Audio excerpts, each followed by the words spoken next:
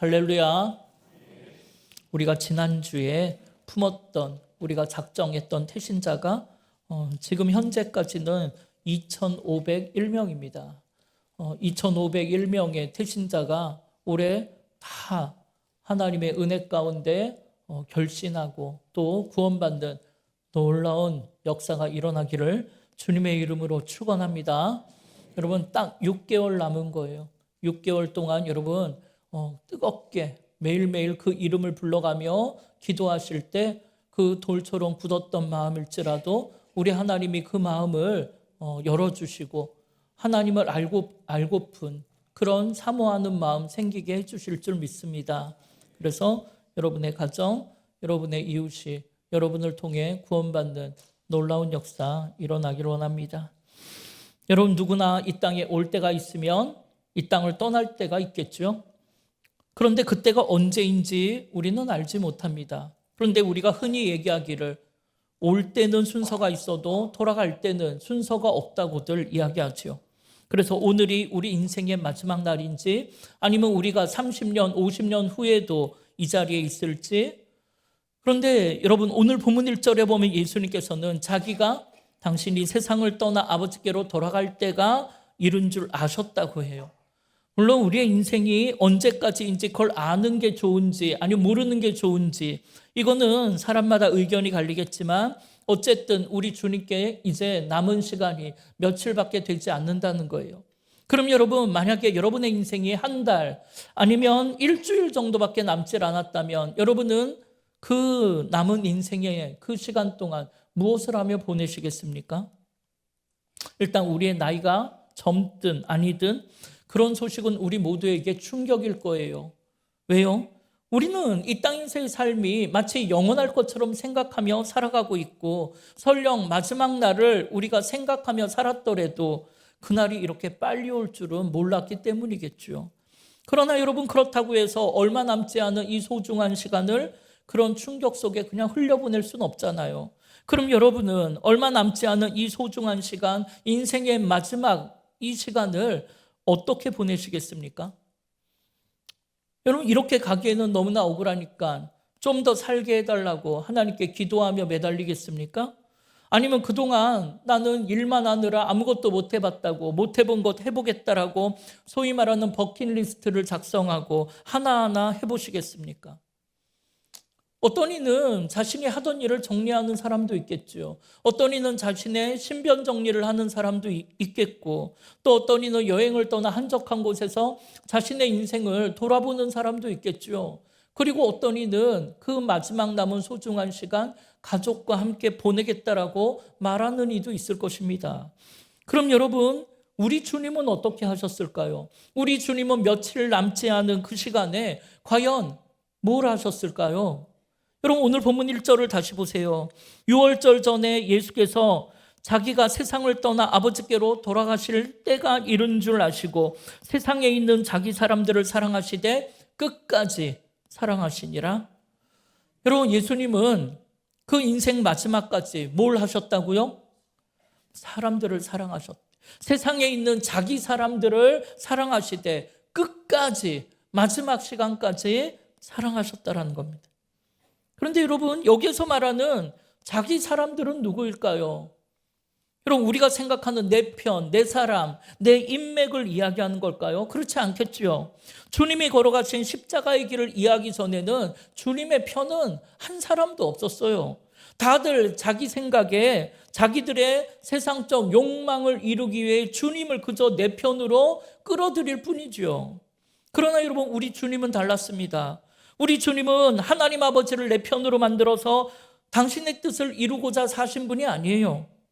그래서 여러분, 아버지께 이 고난의 잔을 옮겨주실 것을 원하셨지만 내 원대로 마시고 아버지의 원대로 하시라 기도하시며 아버지의 뜻대로 기꺼이 고난의 잔을 마심으로 하나님을 내 편으로 만드는 것이 아니라 내가 하나님 편에 서는 그런 본을 보여주셨잖아요. 마찬가지로 주님이 끝까지 사랑하셨던 자기 사람이란 인간의 욕망을 이루고자 필요했던 사람들이 아니고 하나님의 뜻을 이루고자 택하신 사람들, 좁게는 지금 주님과 함께 있는 제자들이고 넓게는 하나님이 사랑하시고 구원하실 우리 모두를 자기 사람이라고 말씀하시고 끝까지 그들을 사랑하셨다는 거예요. 이에 하나님은 그들을 통해 하나님의 놀라운 뜻, 인류를 구원할 뜻을 세우셨고 주님은 끝까지 그들을 십자가의 사랑하심으로 인생의 마지막을 장식하신 거예요. 그렇다면 여러분, 오늘 우리도 주님처럼 하나님의 편에 선 사람들, 아니 하나님의 편에 설 사람들을, 그래서 함께 하나님 나라를 이루어갈 사람들을 사랑함으로 우리의 인생의 마지막을 장식해야 하는 것 아니겠습니까? 그럼 여러분, 그들이 과연 누구겠습니까? 또 그 일은 과연 무엇이겠습니까? 여러분, 좁게는 나에게 사랑하라고 부탁하신, 맡겨주신 내 가족, 내 교우, 내 이웃 아니겠습니까? 그리고 넓게는 하나님이 사랑하시는, 하나님이 찾으시는 열방의 영혼들 아니겠습니까?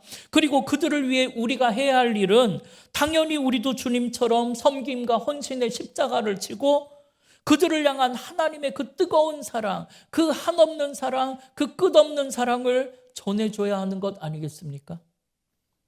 여러분, 그 외의 일들은 여러분 우리의 인생 마지막 날에서 보면 우리가 그렇게 놓지 않으려고 움켜잡고 있던 세상의 것들은 그거 아무것도 아니더라고요. 그런데 우리는 그걸 놓지 않으려고 그걸 움켜쥐고 사느라고 가족 간에, 형제 간에, 이웃 간에 생겼던 그런 미움, 그런 원망과 분노가 있더라는 거예요. 아니 이제 며칠 있으면 하나님께로 우리가 돌아가야 할 텐데 여러분, 그 인생의 마지막에 그게 뭐가 중요하겠습니까?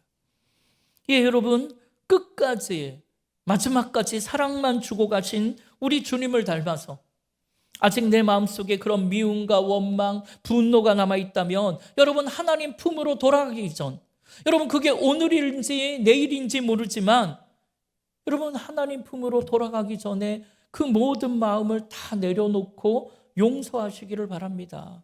그리고 그들에게 고맙다라고, 참 사랑한다라고 여러분 말해보시기를 바랍니다. 여러분, 그들이 그런 사랑을 받을 자격이 있어서 그들을 용서하고 사랑하는 것 아니에요. 자격으로 따지면 우리도 무슨 자격이 있겠어요? 사실 지금 주님의 곁에 있는 제자들이야말로 아무 자격도 없는 사람들이죠. 이제 며칠 후면 주님이 잡혀서 십자가에 달려 돌아가실 텐데 그들은 모두가 다 주님을 배신하고 도망갈 사람들이었잖아요.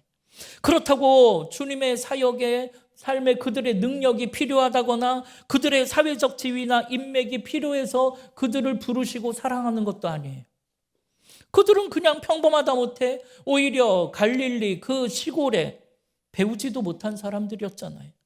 그러나 그런 그들을 하나님이 택하셨고 부르셨고 하나님의 놀라운 꿈과 비전을 주셨기에 주님도 하나님 편에 서서 그들을 끝까지 사랑하시는 겁니다. 마찬가지로 오늘 우리도 그런 주님의 사랑을 먼저 받은 자로서 마땅히 내 손에 움켜진 세상 모든 정욕을 다 내려놓고 여러분도 주님처럼 오직 하나님 편에 서시기를 바랍니다. 그리고 여러분에게 부탁한 그 모든 사람들을 여러분도 주님처럼 끝까지 사랑하시기를 바랍니다. 그러다 주님 나를 부르시는 우리 인생 마지막 날이 되면 사랑하는 주님 품에 꼭 안겨서 참 잘했다고, 참 고맙다고, 착하고 충성된 종이라 칭찬받는 축복이 있기를 주님의 이름으로 축원합니다.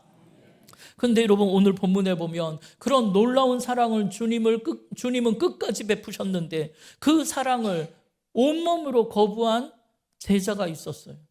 여러분, 그가 누구입니까? 가룟 유다인 거예요. 우리가 너무나 잘 아는 배신의 아이콘 가룟 유다예요. 오늘 보면 2절에 보면 마귀가 벌써 시몬의 아들 가룟 유다의 마음에 예수를 팔 생각을 넣었다라고 그렇게 기록해요. 이렇게 유다야말로 하나님의 뜻을 전혀 모르는, 날 향한 하나님의 놀라운 계획을 전혀 깨닫지 못하는 그야말로 하나님 편에 서지 않는 사람인 거죠. 그런데 여러분, 어떤 사람들은 이 말씀을 보면서 마귀가 가룟 유다의 마음에 예수님을 팔려는 생각을 넣었기 때문에 그가 예수님을 팔았다라고, 그런 것이 아니냐라고, 만약에 마귀가 가룟 유다의 마음에 그런 생각을 넣지 않았더라면 가룟 유다가 예수님을 배신하는 일은 없지 않았겠느냐라고 이야기도 해요. 그러나 여러분, 절대 그렇지 않습니다.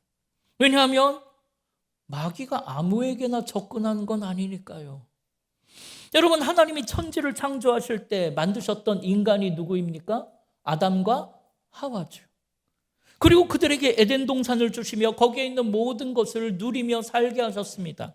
그러나 딱 하나, 동산 중앙에 있는 선악을 알게 하는 나무는 손대지 못하게 하셨어요. 그걸 먹으면 반드시 죽을 것이라고 말씀하셨죠.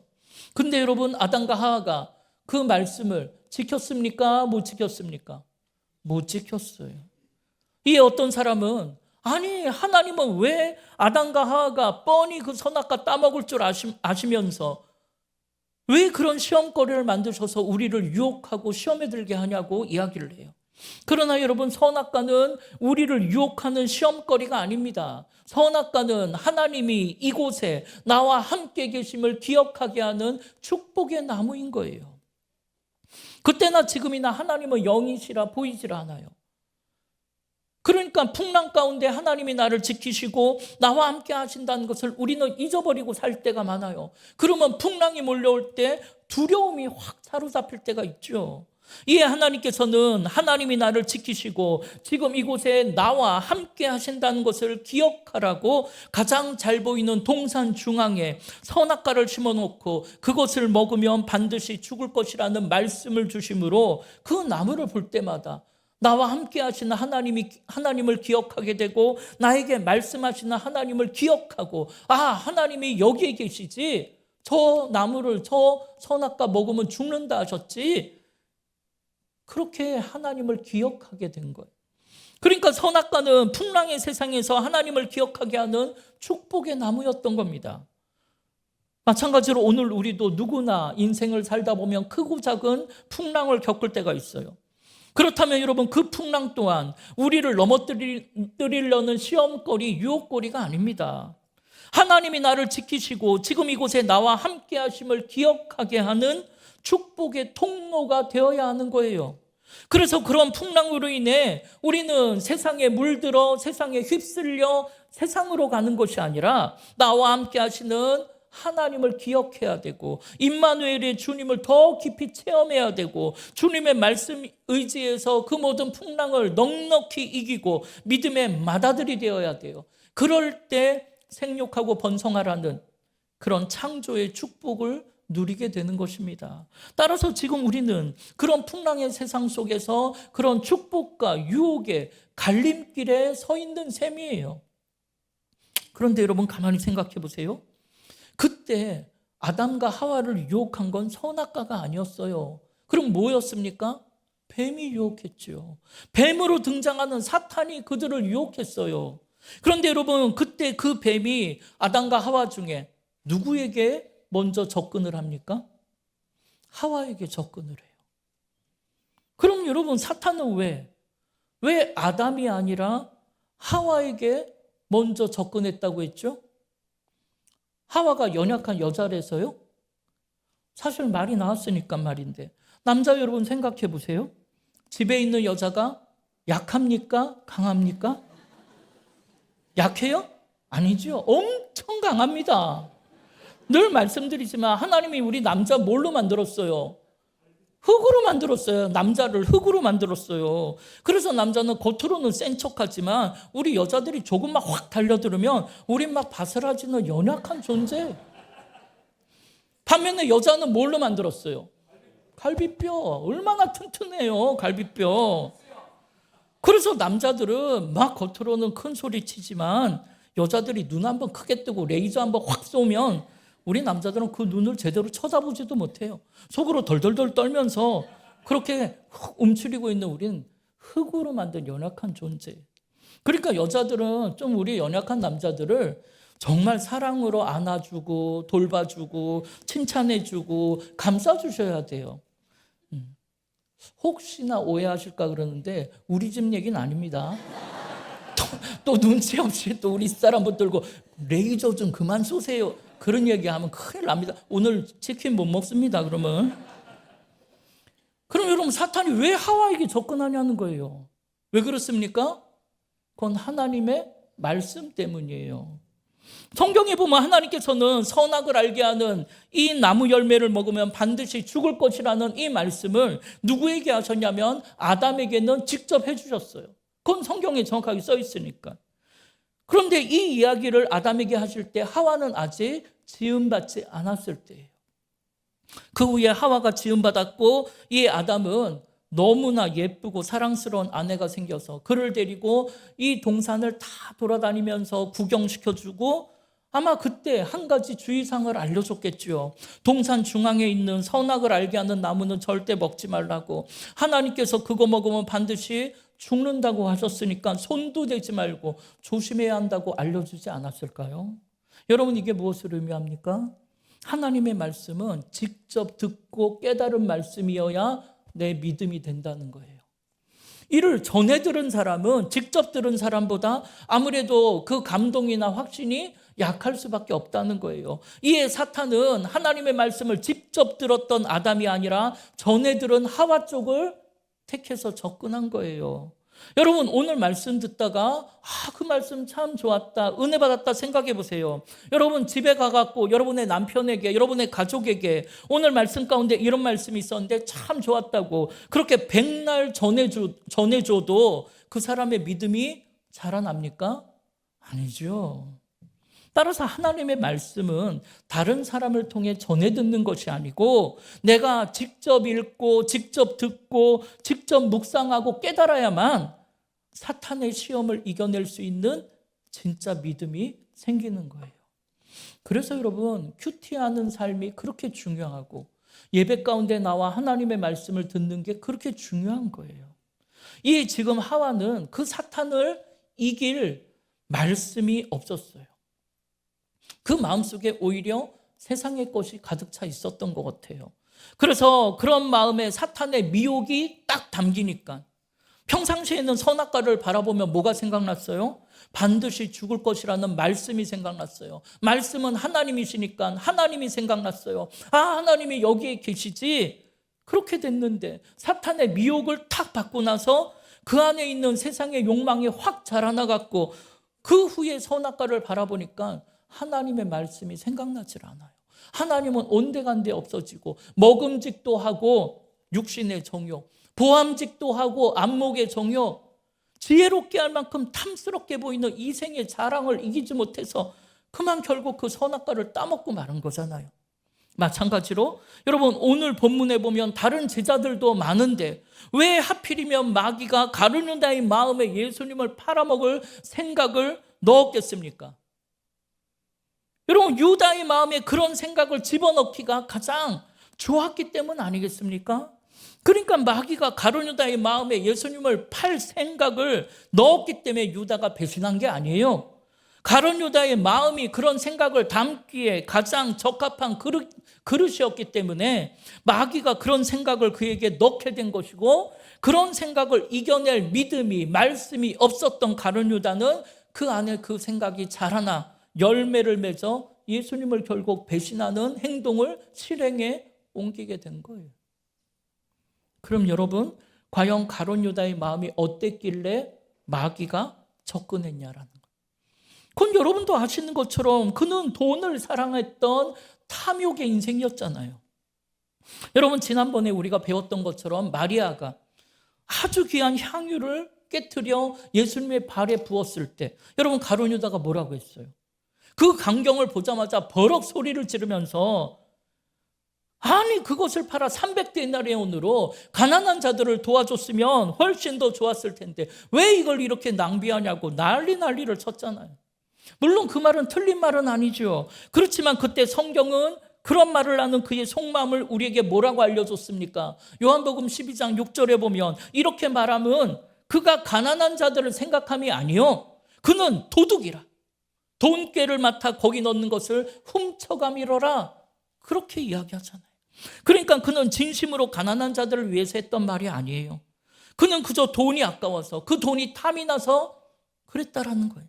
그러니까 그가 뭐라고 포장을 하든 그는 남들이 느낄 정도로 늘 돈 하면서 돈에 매여 사는 인생이었고, 그렇게 돈을 향한 그의 탐욕의 마음이 결국 마귀가 그를 택하게 된 이유가 된 것입니다.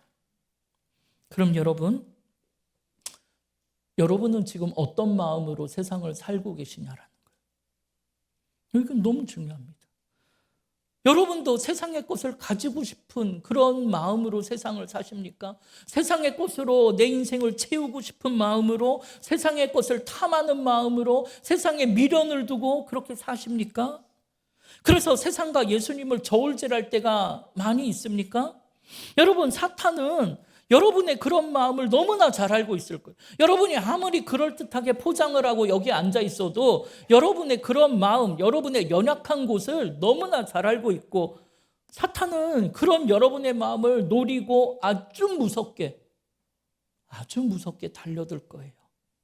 여기에 목사든 성도든 어느 누구도 예외가 없고, 이걸 이겨낼 수 있다라고 어느 누구도 장담할 수가 없는 것입니다.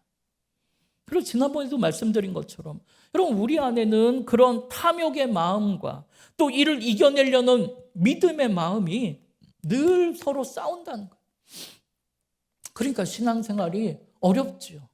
힘들지요. 괴롭지요. 그런데 여러분, 우리가 이렇게 괴로운 인생을 살고 있는 것보다 정말 더 위험한 게 뭔지 아십니까? 그것은 내 안에 있는 그런 더러운 마음, 사탄이 심어놓은 악한 생각을 자각조차 하지 못할 때가 정말 위험한 거예요. 그러면 그 생각은 자라나거든요. 사탄이 생각을 넣어준 건 걔네가 하는 일이 그거니까 그거는 그럴 수 있다 쳐요. 그런데 그 생각이 자라나게 하는 건 우리 책임이라는 거예요. 그러면 그 생각이 자라나면 아무렇지도 않게 죄악의 열매를 맺으며 사는 거예요. 여러분, 우리가 진짜 날 위한 십자가의 은혜와 사랑을 체험하고 예수 그리스도를 나의 구주로 영접했다면, 여러분, 그 다음에는 반드시 그런 더러운 생각과 반드시 충돌이 일어날 수밖에 없어요.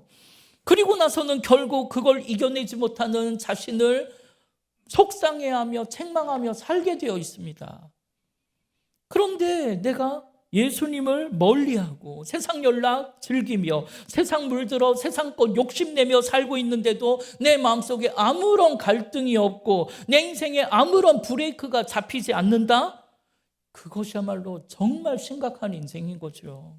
따라서 오늘 우리는 내가 체험한 십자가의 은혜와 사랑, 내가 품은 그리스도 예수의 마음을 지켜내려고 여러분 말씀 붙잡고 기도하며 몸부림을 치며 사셔야 하는 거예요. 그래야 마귀가 접근하지 못하는 거예요. 근데 여러분, 이게 쉽지 않다는 거죠. 저도 그렇고 아마 여러분도 늘 그럴 거예요. 여러분, 가룟 유다라고 예수님을 모르던 사람이 아니었잖아요. 그는 예수님께 선택받은 단 12명의 제자 중에 한 명일 정도로 예수님과 늘 붙어 다닌 사람이에요. 그러나 그는 한 번도 예수님을 그리스도로 나의 왕으로 모신 적이 없는 인생이고, 세상의 헛된 영광과 권세, 세상 성공과 돈을 쫓아다니던 인생이었어요. 그런데 이는 오늘 우리도 마찬가지입니다. 우리도 주님이 생명 내어주심으로 살리신 하나님의 자녀, 하나님 나라의 백성이에요. 우리 또한 교회의 사명자요, 가정과 일터의 선교사로 살아가는 인생입니다. 그런데도 마귀가 그런 가룟 유다를 택해서 접근했다며 오늘 우리라고 그러지 말라는 법이 없잖아요. 그래서 여러분, 사도 바울이 고린도후서 11장 3절에 뭐라고 합니까? 함께 읽어보겠습니다. 뱀이 그 간계로 하와를 미혹한 것 같이 너희 마음이 그리스도를 향하는 진실함과 깨끗함에서 떠나 부패할까 두려워하노라. 아멘. 이렇게 우리가 자칫 방심하면 우리의 마음이 그리스도를 떠나 부패할 수 있다는 거예요. 세상 물들어 살 수 있다는 거예요. 따라서 우리가 받은 이 은혜, 그 십자가의 첫사랑을 지켜낸다는 것이, 주님을 향한 깨끗함과 진실함의 이 믿음을 지켜낸다는 것이 얼마나 힘들고 어려운지 모릅니다. 이에 가룟유다는 그 마음을 지켜내지 못한 거예요. 그렇다면 오늘 우리도 정직하게 여러분의 마음을 돌아보세요. 과연 여러분의 마음은 지금 무슨 생각으로 채워져 있는지, 과연 여러분의 마음은 마귀가 즐겨 찾는 그릇입니까?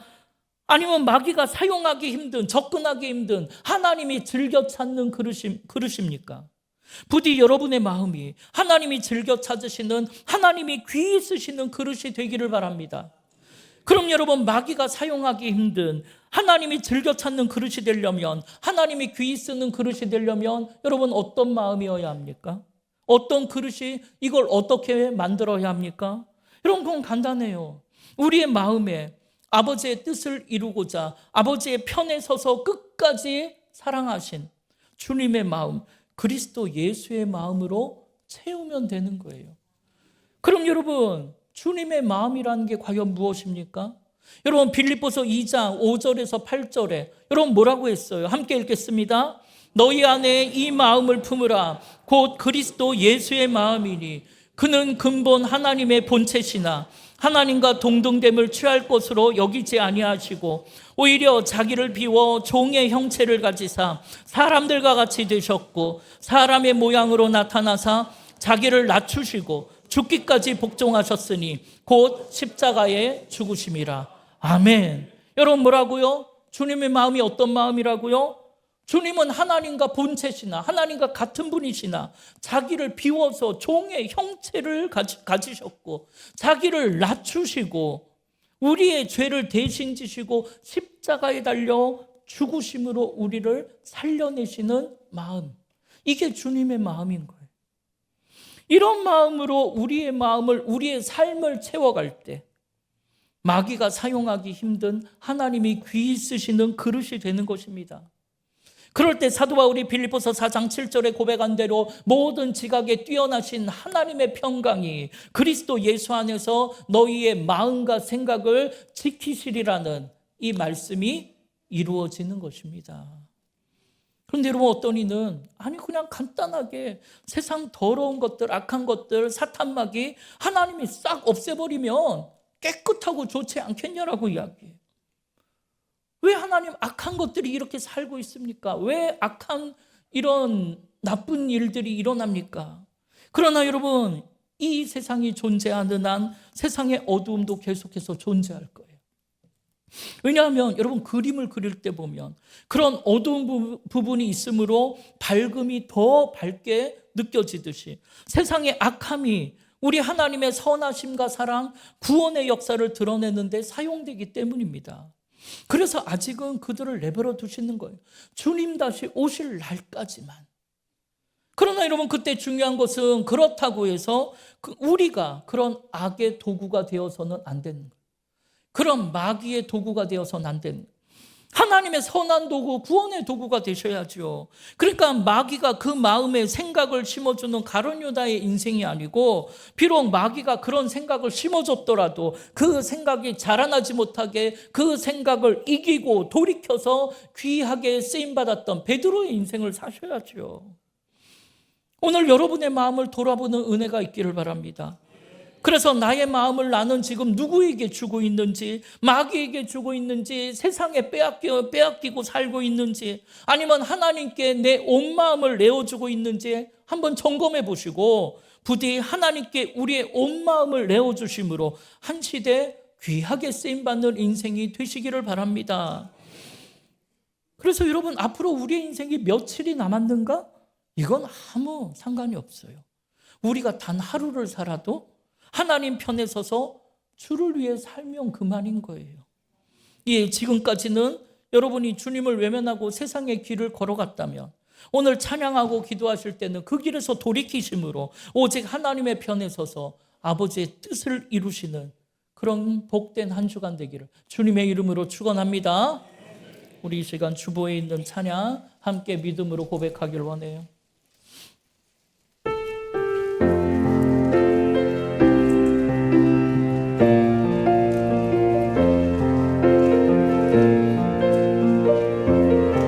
우리 함께 고백합시다. 나를 버리고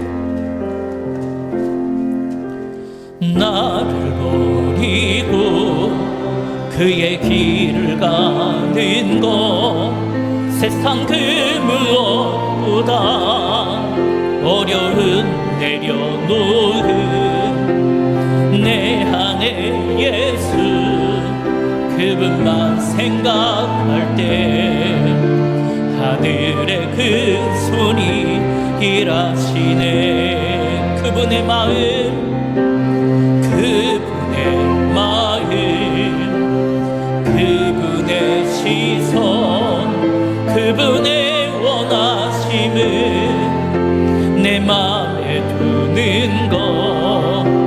십자가 그 길, 그곳에 나설 때에 주님 나를 통해 일하시네. 그 사랑 나를 살리신 그 사랑, 하늘의 모든 영광 다 내려놓으신 내 삶도 그렇게 내려놓습니다. 주님 기뻐하시는, 우리 다시 한번 고백합니다. 그 사랑, 그 사랑, 그 사랑, 그 사랑, 나를 살리신 그 사랑, 하늘의 모든 영광 다 내려놓으신 내 삶도 그렇게 내려놓습니다. 주님 기뻐하시는 그 길 가렵니다. 사랑하는 여러분, 이 찬양의 고백대로 여러분 아멘이십니까? 그러면 기도하십시다. 하나님, 내가 이 찬양의 고백대로 살 수 있도록 내 온 마음을 주님께 내어드리고 내 마음을 주님의 마음, 그리스도 예수의 마음으로 가득 채우게 해달라고. 그래서 주님의 마음, 주님의 시선, 주님의 원하시는 그 삶을 내 마음에 두고 그대로 살아낼 수 있는 그런 믿음을 나에게 달라고. 이 시간 우리 주의 이름을 한번 부르며 합심으로 기도하겠습니다.